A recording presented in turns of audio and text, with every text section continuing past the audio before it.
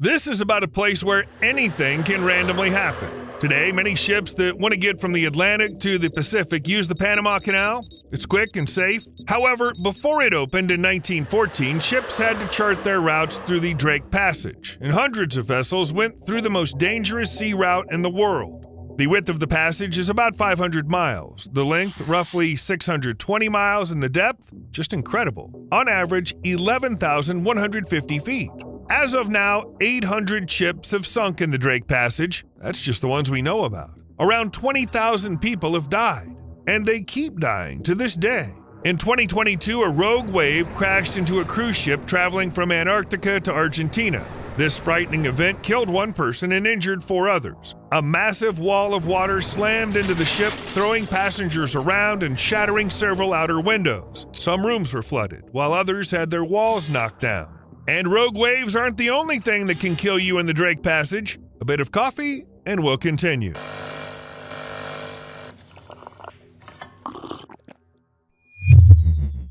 Just an unobtrusive reminder to hit the like button if you happen to forget about that. The average ship takes about 48 hours to get from one end of the Drake Passage to the other.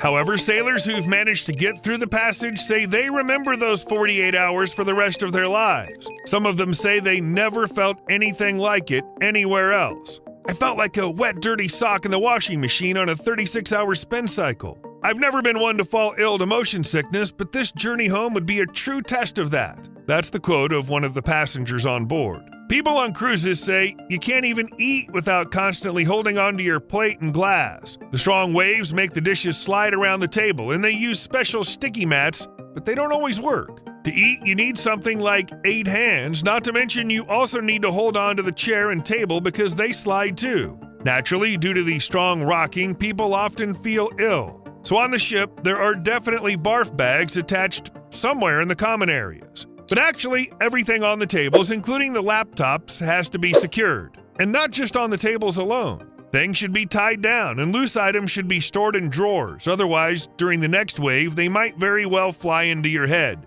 You can only move around the ship by grabbing onto railings or poles for support.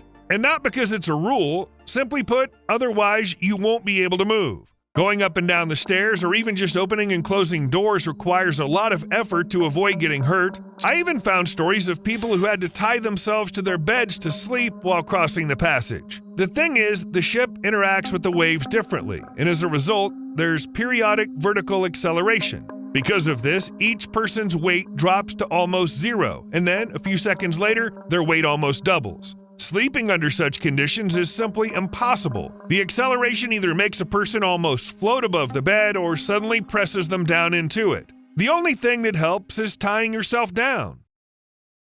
So what's this place? And why is the sea here so wild? The Drake Passage stretches between Cape Horn at the southern tip of South America and Livingston Island in the South Shetland Islands. In simple terms, it's the gap between Antarctica and South America.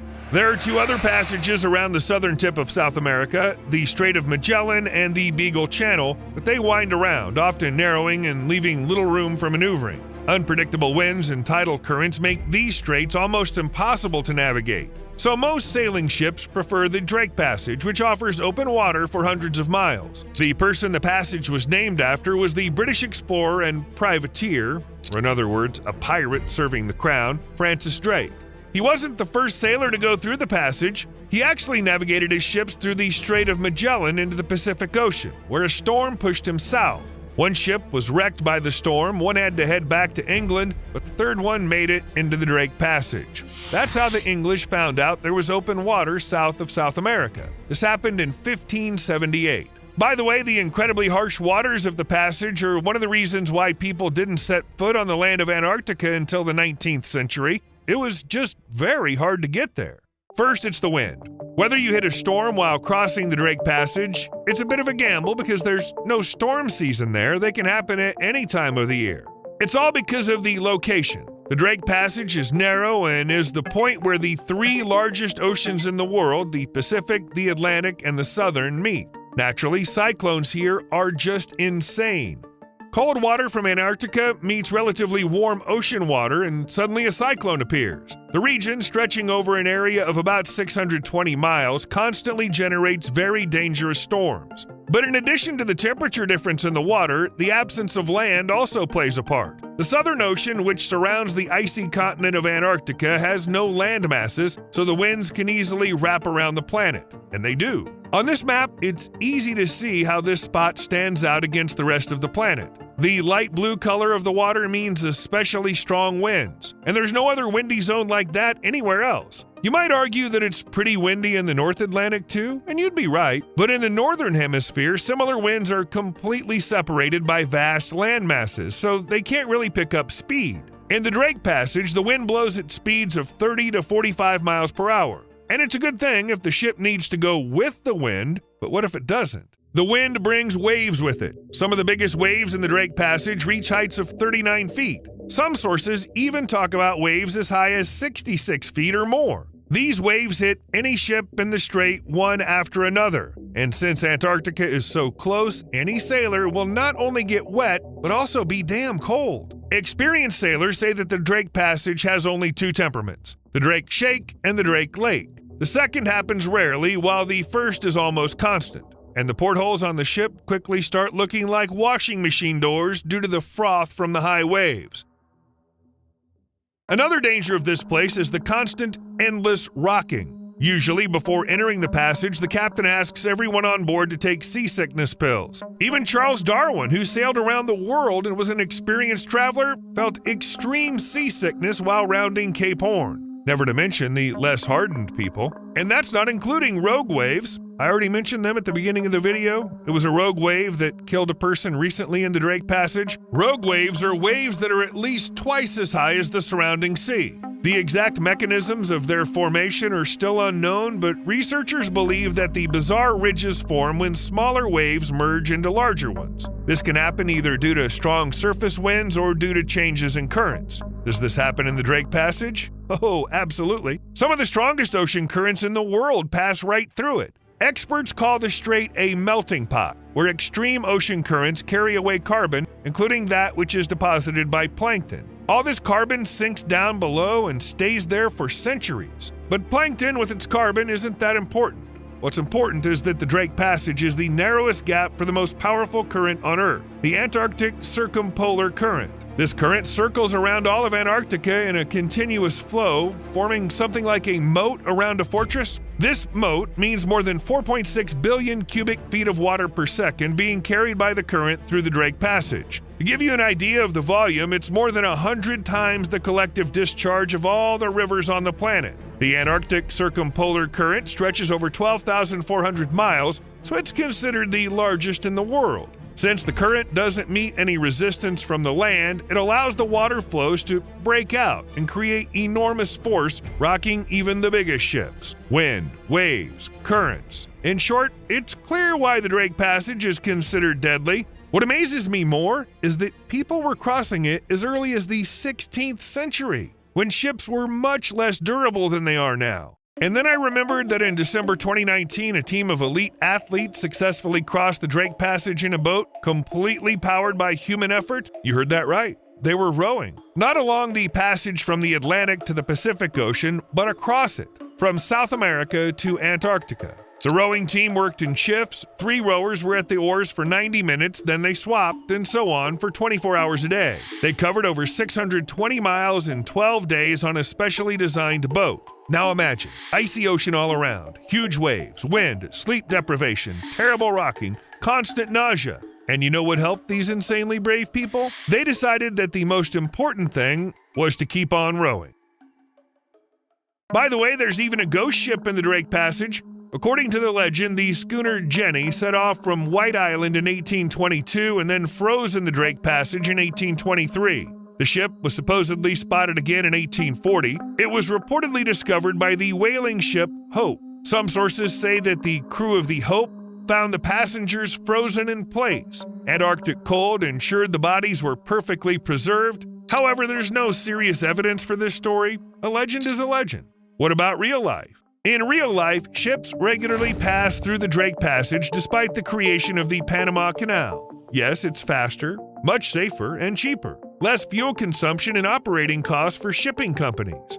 However, only 37% of global ocean shipping can pass through the Panama Canal. The rest of the megaships simply can't squeeze through it and therefore have to sail around Cape Horn and face the Drake Passage. Face and come out of that encounter unscathed. Back in the days of sailing ships, old navigation equipment, and primitive weather forecasting, the Drake Passage was definitely a dangerous stretch of water. Even today, it remains hazardous for a small ship or schooner. However, for large modern ships like expedition vessels or cruise liners that carry passengers, the strait's no longer, well, let's just say it's not a life or death challenge. Traveling through the Drake Passage is still incredibly memorable and can be incredibly physically challenging, but at least the ships are protected from the waves and wind. Plus, they're equipped with advanced stabilizing mechanisms, and sailors use modern technology for navigation and movement. It's not at all the same as fighting waves and currents on some kind of clipper. Yes, the risk of dying is still there, but now it's just rare, tragic accidents. The last confirmed shipwreck in the Drake Passage happened in 1819. Back then, the Spanish vessel San Telmo sank while transporting reinforcements to Peru during the War for Independence, and all 644 people tragically died at sea. But that was a ship of the line, wooden hull, sails, a very fragile thing compared to modern ships. Unexpected danger. In December 2019, the Chilean Air Force found debris, presumably of a cargo plane that crashed over a remote area of sea between South America and Antarctica. That is, right over the Drake Passage. The aim of the flight was to ensure supplies to the base in the Chilean Antarctic territory, as well as to deliver personnel there. The plane had 38 people on it, 21 passengers and 17 crew members. They all died. The cause of the crash is still unknown. Ice mermaid. Barbara Hernandez is a swimmer from Chile, known as the Ice Mermaid because she not only practices winter swimming, but also enjoys it. Barbara also crossed the so-called 7 oceans. She swam solo across 7 different channels and straits around the world. And on June 14, 2022, she finally received her award from the Guinness World Records for the fastest mile swim in the Drake Passage, in just 15 minutes and 3 seconds. Yes, she really swam 1 nautical mile through the Drake Passage. Not by boat, just like that. By the way, it's this achievement that Barbara's most proud of. The Drake Passage keeps watch over the planet. Remember how I talked about carbon sinking to the bottom because of the current in the Drake Passage and all that? That's actually a huge plus for the climate because the carbon comes from the atmosphere, but the Drake Passage has another not-so-obvious role for the planet. It keeps Antarctica cold. As strange as it may sound, without a land bridge to South America, it's much harder for warm air to reach the southernmost points of the planet. No, seriously, who would have thought that air needs land to travel? But the Drake Passage is a really cold place with its icy winds, and this cooling power helps protect the planet. If the Drake Passage didn't exist, Antarctica would be a lot warmer, and 11.5 million square miles of ice would melt. Then it would be the plot of a disaster movie. The level of the world ocean would rise by more than 160 feet. Coastal cities would be flooded. People would be running around in a panic. Something would be burning, exploding. Well, thanks to the Drake Passage, that hasn't happened yet. Well, as usual, you owe me a like. See you later.